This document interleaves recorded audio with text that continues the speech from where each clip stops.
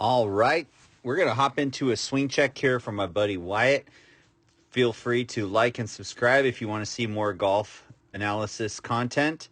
We're going to jump right in here. So first, overall posture and setup is pretty decent.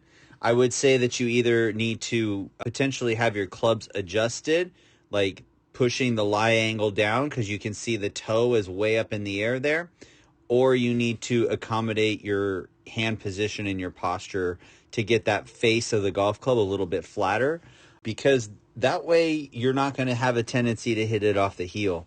When you have the toe up in the air like that, it does move the majority of the contact points to the heel.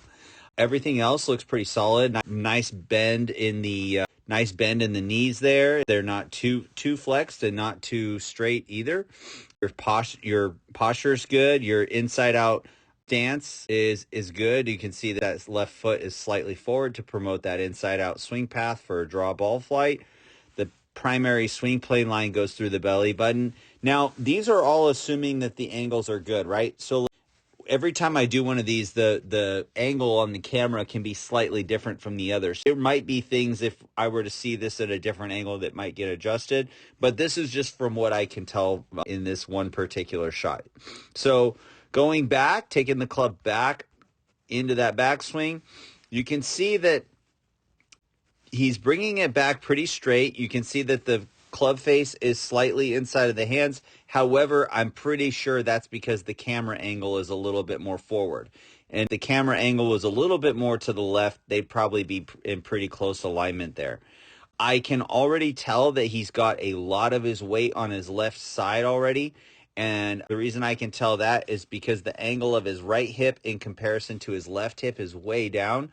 So he's loading a lot of pressure into his left side, which is very like stack and tilt-ish. Not saying that that's what he's trying to do, but that's just what it looks like.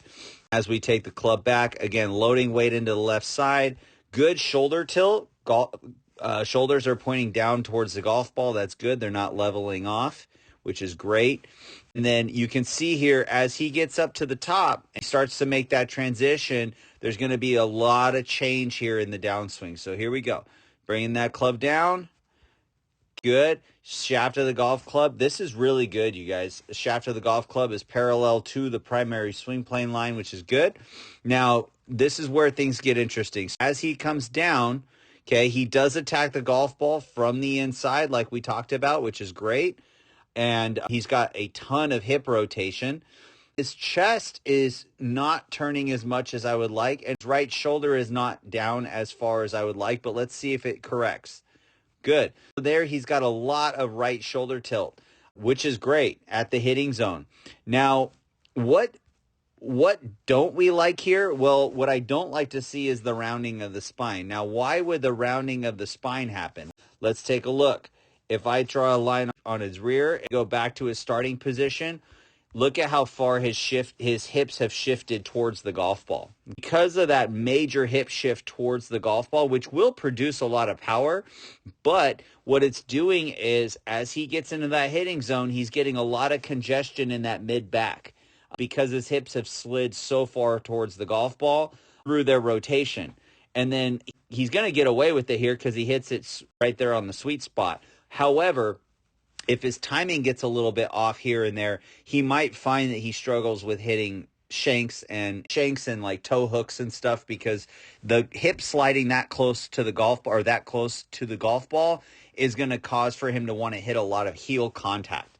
Okay. As he finishes, the good follow through, good finish, you can see he's extending out and away from his spine, which is good. Keeping the head down, keeping that right shoulder tilt in place, which is great.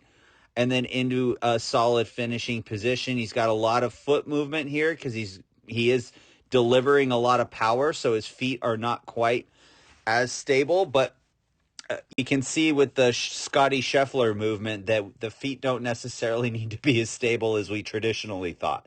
So he's going to get away with that as well because he's young and athletic, which is good.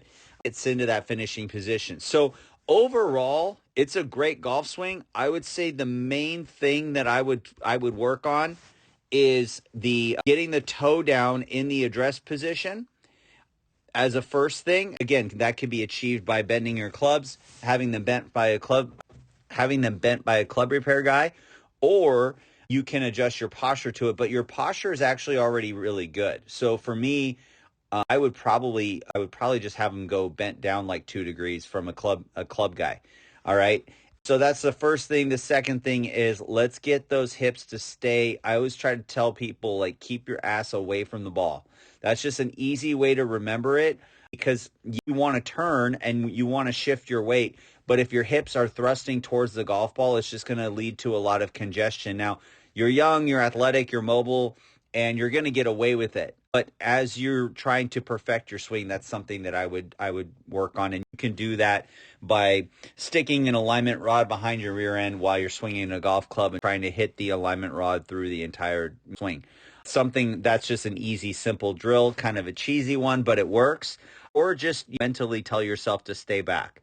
But I hope that helps. As always, aim small, swing smooth. Peace.